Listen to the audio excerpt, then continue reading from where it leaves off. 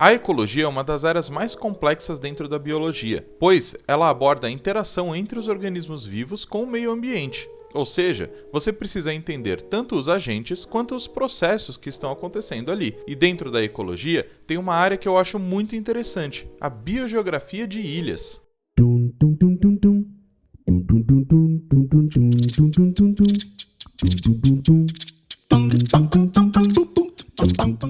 Bem-vindo, alunos e curiosos de plantão. Meu nome é Tarek e hoje vamos falar sobre a biogeografia de ilhas, a primeira parte. Essa teoria vem de uma observação feita pelos pesquisadores Robert MacArthur e Edward Wilson em 1967, que viram que as ilhas possuem diferentes quantidades de espécies, algumas com uma diversidade enorme, enquanto outras com uma diversidade super baixa. E intrigados com isso, foram atrás de descobrir quais são os motivos para ter essa grande diferença.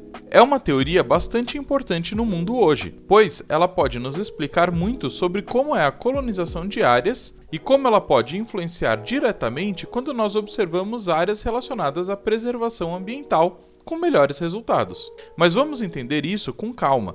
Na primeira aula dessa sequência, iremos explicar um pouco sobre as premissas dessa teoria, e na segunda aula, iremos falar um pouquinho mais de como a gente pode aplicar ela na prática. As ilhas têm como principal característica estarem desconectadas do ambiente, ou seja, elas são a princípio um ambiente virgem de vida até haver uma colonização de espécies ali. Claro que em muitos casos existe a deriva continental, e daí a ilha já começa com algum tipo de vida, mas as novas vidas presentes nessa ilha, obrigatoriamente, vão vir por migração. Isso é um ponto importante para entender como funcionam as comunidades inseridas dentro dessa ilha, já que novas espécies irão vir através de duas formas, ou por evolução natural ou por migração, e quando as espécies somem da ilha, deve ser porque elas foram extintas do local. Então os pesquisadores começaram a observar as ilhas e viram um padrão de colonização e um padrão com relação à quantidade de espécies inseridas nelas, com algumas premissas bem básicas que podemos elencar aqui. Então vamos falar um pouquinho sobre essas premissas da biogeografia de ilhas.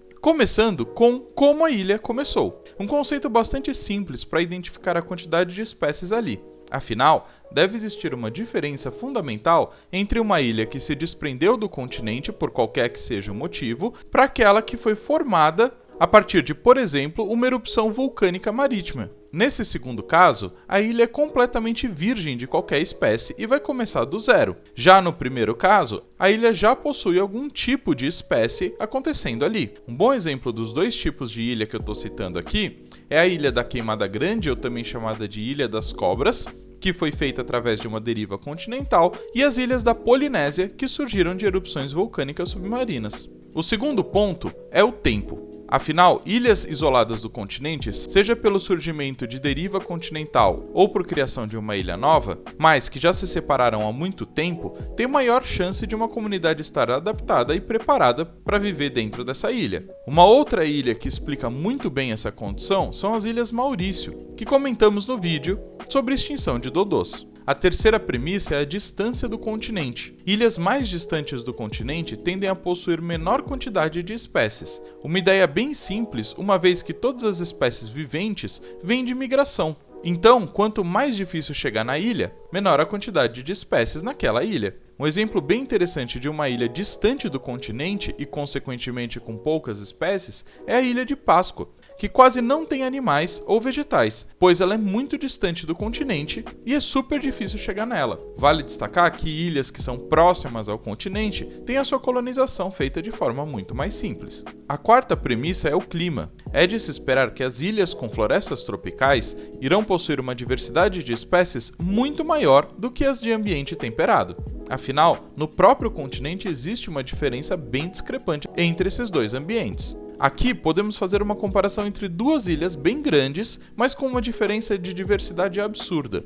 A Groenlândia, que fica no ambiente temperado, e Madagascar, que fica no ambiente tropical. Eu preciso dizer qual delas tem uma maior diversidade? Um outro ponto importantíssimo é o tamanho da ilha. Também é algo muito impactante na teoria. Quanto maior a ilha, maior a quantidade de ambiente e de alimento para os seres ali.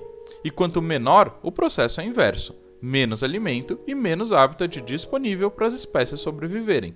Logo, podemos esperar que as ilhas maiores comportem mais animais, enquanto as ilhas menores comportem uma menor quantidade de espécies. Um bom exemplo de uma ilha grande é novamente Madagascar, e um bom exemplo de uma ilha pequena é a Ilha da Queimada Grande ou Ilha das Cobras que eu já comentei. Claro que guardadas as devidas proporções entre cada uma delas. O sexto ponto são as correntes oceânicas. Não é segredo que colonizar uma ilha só acontece de duas formas bem pontuais. Ou você coloniza por água, ou você coloniza por ar. Assim, é de se esperar que as correntes marítimas passando pela ilha influenciem diretamente se vai haver uma colonização mais efetiva ou menos efetiva daquela ilha. O sétimo ponto é a atividade humana. Afinal, os humanos também acabam influenciando praticamente tudo que tocamos, não é mesmo? Por que não seria diferente aqui? Existem muitas ilhas que naturalmente foram desenvolvidas de forma a encontrar um equilíbrio, mas nós humanos, com as nossas colonizações, acidentais ou não, acabamos modificando toda essa dinâmica, colocando animais em locais que naturalmente eles não chegariam e modificando toda a dinâmica de espécies presentes ali. Bom, essas foram as premissas para entender a biogeografia de ilhas. No próximo vídeo, iremos abordar um pouquinho mais como esses conceitos são feitos na prática, e daí nós vamos entender como ele vai se aplicar a conservações de ambientes, inclusive dentro do continente. Eu espero que vocês tenham gostado do vídeo. Não se esqueçam que toda quarta-feira tem uma videoaula de biologia e todo domingo um vídeo de curiosidades. Então se inscreve e ativa o sininho para que o YouTube sempre te avise quando tiver uma nova aula. Muito obrigado!